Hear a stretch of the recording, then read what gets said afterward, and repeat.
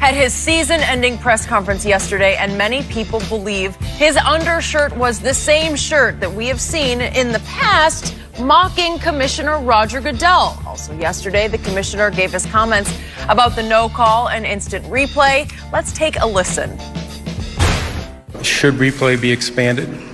It does not cover judgment calls. This was a judgment call. The other complication is that it was a no call. And our coaches and clubs have been very resistant, and there has not been support to date about having a replay official or somebody in New York throw a flag when there's no flag. Whenever an officiating is part of any kind of discussion post-game, it's never a good outcome for us. We know that, our clubs know that, our officials know that. But we also know our officials are human. We also know that they're officiating a game that moves very quickly and have to make snap decisions under difficult circumstances. And they're not going to get it right every time. As I say, they're human. All right, Shannon, I've heard you say something like that. So what do you make of what the commissioner had to say? Commissioner Goodell said what I thought he would say, that this is a game that's played by humans, that's officiated by humans, and sometimes the human element comes into it, and they make mistakes. And this was an egregious non-call. But I don't want that, Skip, because let me tell you what's going to happen. If there's not a flag on the field, if, like you said, when you're watching at home and you don't see that little flag inbox, or you're watching in the stadium and you don't see that flag on the field, and then all of a sudden you see officials huddling up, and then all of a sudden there is a flag on the field, you know what that's going to lead to, Skip Bayless. You don't want that. I don't want judgment calls subject to a flag not being thrown, and then all of a sudden here comes one, because it's not going to be a good look. Skip, this is a bad look. And as Commissioner said, this happened almost 2 weeks ago. Sunday will be 2 weeks that this flag, this non-call, what should have been a call, wasn't called. And we're still having Thursday before the Super Bowl, and we're still talking about it. And that clown, look, it seems to me that everything that goes wrong, if a D Ford, I'm sure there are people in Kansas City that blame Roger Goodell for that.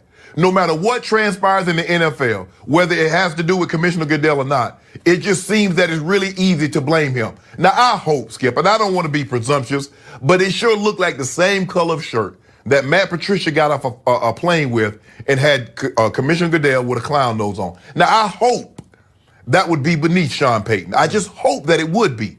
But I don't really know what else they can expect the commissioner to do. He called Al Rivion, called Sean Payton after the end of the game and said, Sean, we blew it. That was a wrong call. And not only did we blow the PI, we blew the helmet to helmet. I'm sorry, there was nothing we could do. And as Commissioner said in his speech, there was never a thought for him to play that game over. Skip, I believe they have that rule in the book that the commissioner can order a continuation of a ball game. But I believe it has to do with natural disasters. Skip, you remember in 1989 when the earthquake? If something like that were to happen, or unforeseen or inclement weather, you have a thunderstorm or lightning for extended periods of time, or a deluge, something like that in a playoff game. I'm not so sure in a regular season game they will all order a continuation. But in a playoff game where someone has to move on, they would order a continuation. And I believe that's what the rule was in place for, not for a judgment call, because if that's the case, Skip, what are they going to do about Bountygate? All them low hits they're going to do on Brett Favre. Are they going to call all those helmet to helmets? Are they going to call those back, Skip? Are they going to play that game over?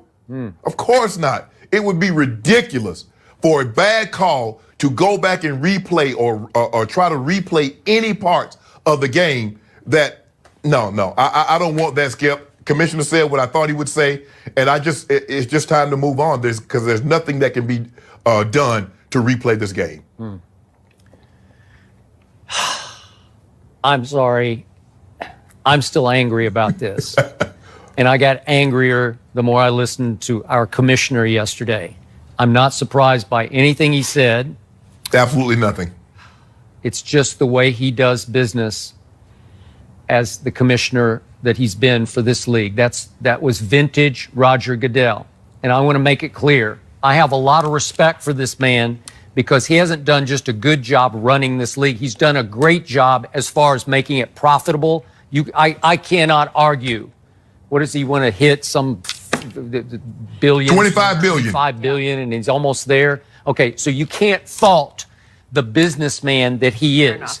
And it's hard to sort of juggle the egos of 32 owners or ownership groups. It's hard. It's a hard job. But he always takes the path of least resistance. He's always reactive instead of proactive. There's no outward display of leadership. He's not going to set the tone. He's going to react to the tone when he finally gets backed into a corner and has to react to it. He's going to duck and he's going to dodge. And that's what he did yesterday. And he gives you nothing. He gives me no hope for the future, because I know you've been using that word human element all week. I just don't want to hear it. He said it's a game played by humans, coached by humans, and ref by humans. Well, let's not even play it anymore, because we're all messed up, right? We're all weak and we're all fallible, right? We're all flawed. And yet, I love this game. You love this game.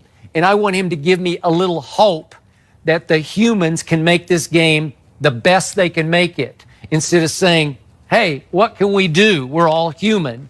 Well, take as much of the human element out of refereeing as you possibly can. Just give us some nuggets, some hope, some little light at the very end of the tunnel. And I hear what you say. You go back to the past and say, what about that? You can't fix those, but you can fix it in the future. There's a way to eliminate what happened. There's some fail-safe that you can impose upon the rules whereby somebody gets to correct a non-call that wasn't made that decided the Super Bowl team. And again, we can argue all day and the rest of the night about what that is. I proposed 2 weeks ago, Monday, obviously, just at least in the last 2 minutes, on the ball plays down the field, at least make those reviewable. If you want to make them challengeable with some kind of penalty involved, where if you miss the challenge, you lose the football, or you lose time, or you get penalized 15 yards, fine. But help me out. Give me a fail-safe that would correct the human element that failed that Sunday. But here's the thing that's going to happen, Skip, because then you're going to have a coach that says, okay, I know you say you want on-ball spot fouls, but in order for that on-ball spot foul to occur, there was a running back holding in the backfield. There's an offensive line holding. You remember last year, Skip, in the NBA Finals, they replayed to see if LeBron James was in the restricted area on a charge foul to Kevin Durant. When they went back and they said it was a foul. Because so now they went back and reviewed the totality of the entire play, not just whether or not LeBron James was in the restricted area. So you're opening up Pandora's box here. Did that game decide the NBA Finals last year? It was a sweep. But that's what, Skip, but here's the thing. If they don't do that, Kevin Durant got 2 free throws. Remember, that was supposed to be clean. They called a charge on Kevin Durant. That would have been the Cavaliers' ball up by 1. Remember, Kevin Durant hit the shot, and now all of a sudden, what happened? They're down 1.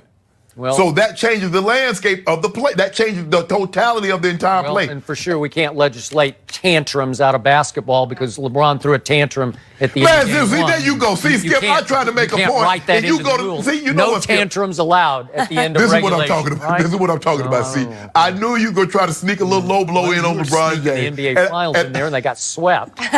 All I know, this was a flashpoint moment. Everybody agrees. Wrong call, wrong non-call. Wrong call, absolutely. And decided the game.